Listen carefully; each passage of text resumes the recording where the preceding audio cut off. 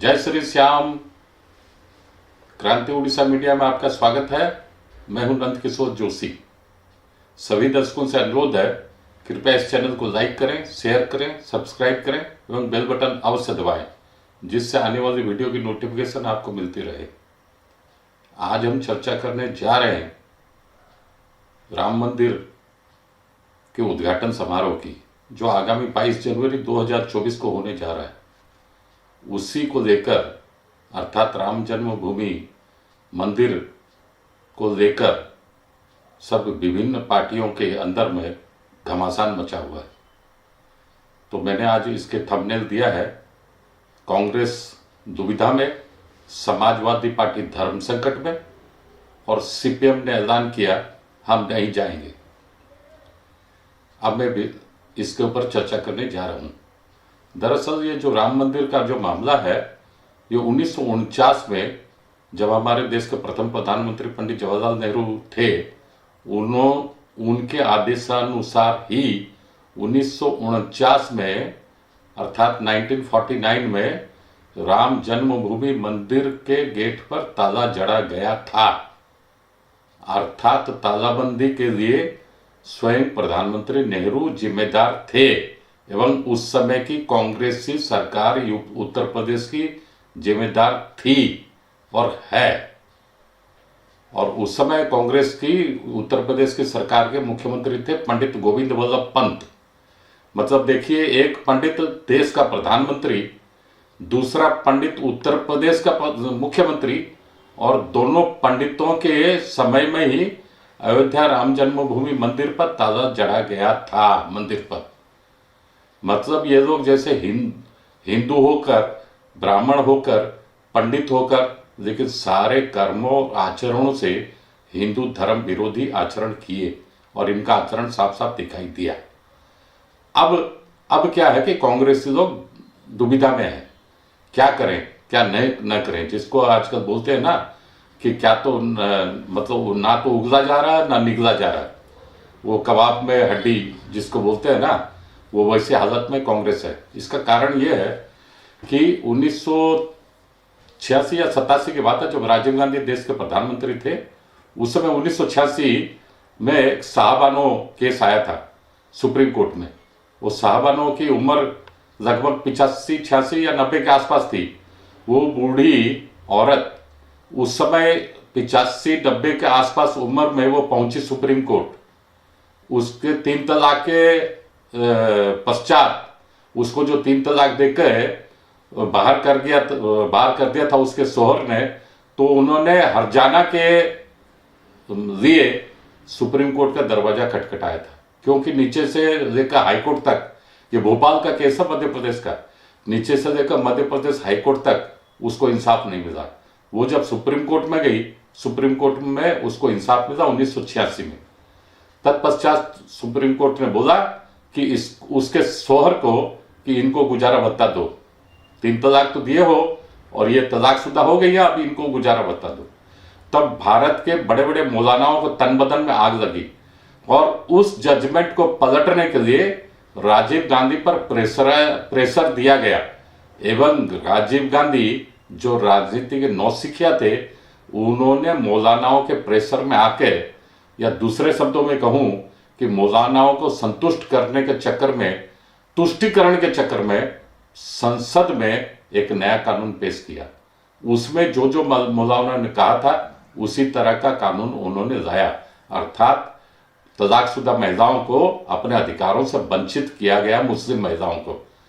ये कानून मुल्ला मौलवी के प्रेशर में आकर राहुल गांधी ने वोट की राजनीति के तहत, तुष्टिकरण के तहत ये कानून पास किया था 1986 में पार्लियामेंट में। इसके बाद जब इनके ये जो तुष्टिकरण की राजनीति देखकर जब हिंदुओं में कांग्रेस के प्रति थोड़ी नफरत जगी, तब फिर हिंदुओं को खुश करने के लिए इन्होंने 1987 में अयोध्या स्थित राम जन्मभूमि का मंदिर का ताला खुलवा दिया। मतलब पहले मुसलमानों को संतुष्ट करने के लिए साहबानो केस में तलाकशुदा महिलाओं को अधिकारों से वंचित किया, मुल्ला मौलवी के कहने पर। पूरे मुसलमान कौम को जैसे ये लोग मुल्ला मौलवी ही चलाते हैं, उनके कहने पर ऐसा सख्त कानून लाए कि मुस्लिम महिलाओं जैसे तलाकशुदा होने पर भी उनको कोई कानूनी अधिकार नहीं है या उनको कोई गुजारा भत्ता भी नहीं मिलेगा। मुल्ला मौलवी के कहने पर उनको संतुष्टि के लिए ये कानून लाए राहुल गांधी, क्योंकि राजीव गांधी, क्योंकि राजीव गांधी तो एक्चुअली नौसिखिया थे राजनीति में, उनको कुछ समझ तो थी नहीं। एक कोटेरी, एक कुचक्र गोष्ठी वो सरकार चलाती थी। तत्पश्चात जब उनको लगा कि अब हिंदू नाराज हो गए तो हिंदुओं को खुश करने के लिए उन्होंने अयोध्या राम जन्मभूमि मंदिर का ताला खुलवा दिया। अर्थात ना तो वो इधर के रहे ना उधर के रहे। एवं 1989 में उनकी सरकार जाती रही, बीपी सिंह की सरकार आ गई, नॉन कांग्रेस गवर्नमेंट की फॉर्मेशन हो गई, सेंटर में वो प्रधानमंत्री बने बीपी सिंह। ये तो मैंने संक्षिप्त में बात बताई। अब क्या है दुविधा, अब ये चूंकि अच्छा इस बीच में जब से ये राम जन्मभूमि आंदोलन हमारे देश में लाल कृष्ण आडवाणी के नेतृत्व में चला है 1988-89 से, तब से लेकर अभी तक जितने इतने 30-32-33 साल बीत गए हैं, उसके बीच में माने तमाम कांग्रेस के छोटे बड़े नेता सारे भारत में राम जन्मभूमि विरोधी बयान देते आए हैं समय समय पर। वो चाहे छोटा कोई ग्रामीण शहर स्तर का नेता हो, राज्य स्तर का नेता हो, नेशनल लेवल का नेता हो, या नहीं तो नेशनल के कैबिनेट में, यूनियन कैबिनेट में मिनिस्टर हो। अब मैं एक एक करके छोटे छोटे उदाहरण आपको बता रहा हूँ। जैसे ये सलमान खुर्शीद ने किताब लिखी, वो किताब को विमोचन में गए थे। ये सलमान खुर्शीद भी भारत का बड़ा बैरिस्टर है और पी चिदम्बरम भी भारत का बड़ा कानूनविद है और भारत सरकार में वित्त मंत्री, गृह मंत्री वगैरह पद संभाले हुए थे। और पी चिदम्बरम ने सलमान खुर्शीद की किताब का विमोचन करते हुए बोला कि राम जन्मभूमि मंदिर पर जो अयोध्या का जो फैसला आया है वो दरअसल कानून की दृष्टि से बहुत संकीर्ण फैसला है। इसका मतलब ये हुआ कि सुप्रीम कोर्ट ने जो फैसला सुनाया है राम जन्मभूमि मंदिर के पक्ष में, वो फैसला सही नहीं है, वो फैसला गलत है। ऐसी बयानबाजी दी थी पी चिदम्बरम ने सलमान खुर्शीद के किताब विमोचन पर। और कपिल सिब्बल सुनिए, ये तो बड़े बड़े कानूनविद हैं, सुप्रीम कोर्ट को चलाते हैं एक कपिल सिब्बल। वो कपिल सिब्बल सुप्रीम कोर्ट में हाजिर होके बोले बाबरी मस्जिद का विवाद के पक्षकार थे और बाबरी मस्जिद कमेटी के, बाबरी एक्शन कमेटी के वकील थे कपिल सिब्बल। बारंबार बाबरी मस्जिद के पक्ष में दलीलें दिया करते थे। एवं इसी कांग्रेस सरकार विदा होने के बाद जब मोदी सरकार आई, उस समय सुप्रीम कोर्ट में खड़े होकर कपिल सिब्बल ने बोला कि अभी जल्दीबाजी मत कीजिए, सुप्रीम कोर्ट में बोला मत कीजिए, फैसला मत सुनाइए राम जन्मभूमि पर। अगर फैसला आएगा तो बीजेपी को फायदा हो जाएगा राजनीतिक दृष्टि से। ये तो कपिल सिब्बल ने बोला अभी 4-5 साल के पहले, 5-6 साल के पहले की बात है सुप्रीम कोर्ट में। एवं ये जो पी चिदम्बरम जब गृह मंत्री थे, होम मिनिस्टर थे, उन्होंने एक एफिडेविट भरवाई थी अपने सरकारी एडवोकेट के जरिए से सुप्रीम कोर्ट में कि राम नाम जो है वो काल्पनिक है, मतलब राम कोई भगवान नहीं है। ऐसे से उलूल जुलूल घटिया दर्जे के बयान इन कांग्रेसी नेताओं ने उस समय अपने शासन के समय और शासन से बाहर रहने के समय भी दिए थे। अब क्या है, अब राम जन्मभूमि न्यास की तरफ से, ट्रस्ट की तरफ से 3 कांग्रेस के बड़े नेताओं को न्योता मिला है आने के लिए 22 जनवरी उद्घाटन समारोह में। वो कौन कौन है? एक है मल्लिकार्जुन खड़गे, जो अखिल भारतीय कांग्रेस कमेटी के प्रेसिडेंट है, तत्पश्चात राज्यसभा में विरोधी दल के नेता है। दूसरे हैं वो रंजन चौधरी, जो लोकसभा में विपक्ष के नेता है, कांग्रेस पार्टी के नेता है।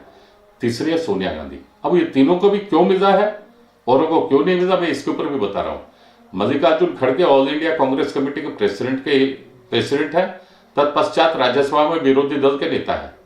और ये जो रंजन चौधरी है वो है लोकसभा में कांग्रेस के नेता।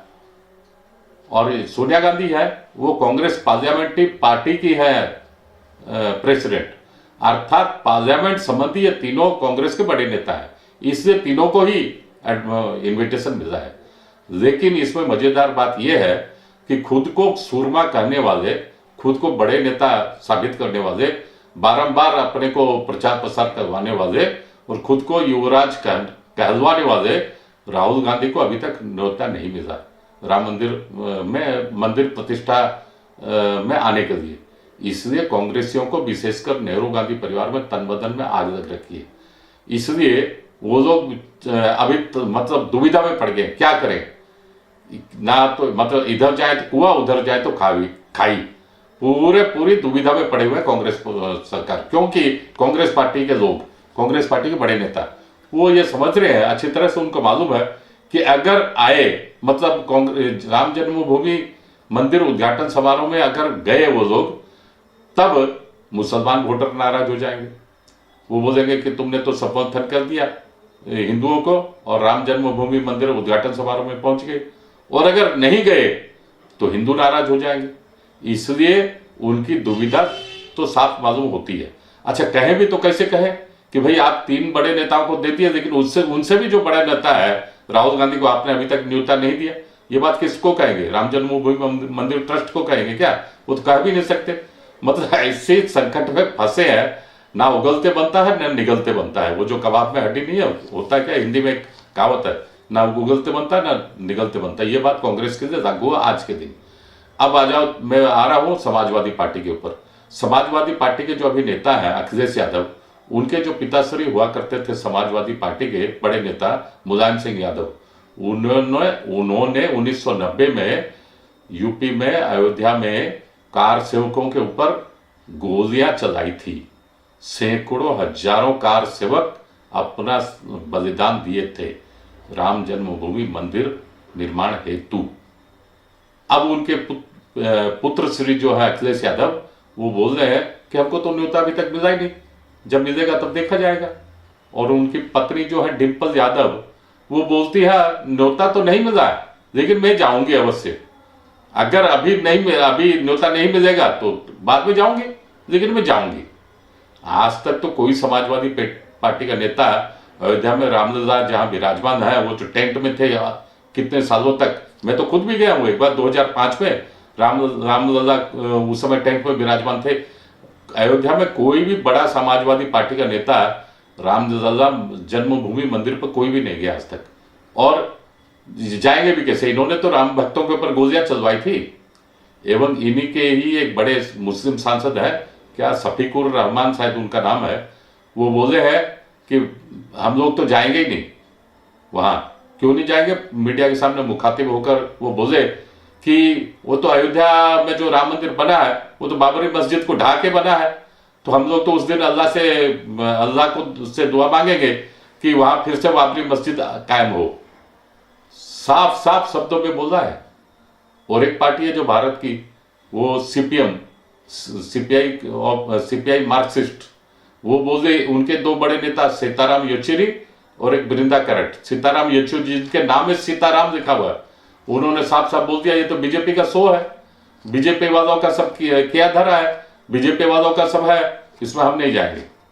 वृंदा करट जो और एक बड़ी नेत्री है, वो इन्हीं की सीपीएम पार्टी की, जो पहले एयर होस्टेस थी और फिर पॉलिटिक्स में आ गई प्रकाश कैरेट के संग शादी करके, तो वो बोली नहीं ये तो सब मोदी का किया धरा है, मोदी को ही क्रेडिट मिल रही है, हम क्यों जाएंगे, हम नहीं जाएंगे। मतलब क्या है कि एक्चुअली दरअसल बात यह है, कम्युनिस्ट पार्टी के थ्योरी में धर्म अध्यात्म नाम की कोई चीज ही नहीं है। कम्युनिज्म थ्योरी में वो उससे कोसों दूर के, हजारों मील दूर है वो लोग, और उसको तो धर्म को ये लोग बोलते अफीम है। ये अफीम है। जहां कहीं भी कोई देश में अगर कोई धर्म हो, चाहे हिंदू हो, मुस्लिम हो, ईसाई हो, कम्युनिज्म थ्योरी के हिसाब से वो अफीम है, और अफीम चटाई जाती है, लोगों को बेवकूफ बनाया जाता है। इसलिए जितने कम्युनिज्म वाले हैं ना, कम्युनिस्ट वाले, सारे दुनिया में वो लोग किसी धर्म को मानते नहीं है। लेकिन इनकी असलियत मैं बताता हूं, अभी भारत में केवल केरल में कम्युनिस्ट लोगों का शासन है, केवल केरल में, और वहां के भी कम्युनिस्ट लोगों के शासन में नेतृत्व मिलता है सीपीएम को। और वहां सीपीएम में जितने हिंदू हैं, क्रिश्चियन है, मुस्लिम नेता है, वो मुस्लिम लोग हर शुक्रवार को नमाज अदा करने जाते हैं सीपीएम के नेता मस्जिद में, और हर रविवार के दिन, संडे के दिन क्रिश्चियन नेता सीपीएम के जाते हैं चर्च में। लेकिन जो हिंदू नेता है सीपीएम के, वो कभी नहीं जाते मंदिर में। ये स्थिति है इनकी। मतलब सीपीएम के अंदर में जो हिंदू नेता है वो हिंदू धर्म से कटा हुआ है, जो मुसलमान नेता है और जो क्रिश्चियन नेता है वो अपने धर्म से जुड़ा हुआ है। लेकिन ये लोग बोलते हैं कि नहीं, हम लोग मतलब धर्म जो है, मजहब जो है, वो एक अफीम है, उससे दूर रहना चाहिए। अर्थात सीताराम येचुरी और बृंदा करट ने साफ साफ बोल दिया कि हम राम मंदिर ने इसमें प्राण प्रतिष्ठा समारोह में नहीं जाएंगे, मंदिर उद्घाटन में नहीं जाएंगे, ये मोदी का शो है। इसलिए इन लोगों की सबकी मानसिकता, इन लोगों की उलझन, इन लोगों की दुविधा, इन लोगों का धर्म संकट साफ साफ झलकता है। लेकिन आने वाला जो समय है वो भारत वर्ष में राम राज्य स्थापित करने जा रहा है। भारत वर्ष में सही में राम राज्य स्थापित होगा। और जो हम लोग स्कूल में पढ़ते आए थे कि कभी हमारे देश में दूध दही की नदियां बहती थी, वो वास्तव में साकार रूप ले पाएगी, ऐसा मेरा मानना है, ऐसा मेरा विश्वास है। आज के अंक में इतना ही, अगले अंक में फिर मिलेंगे। जय हिंद, वंदे मातरम।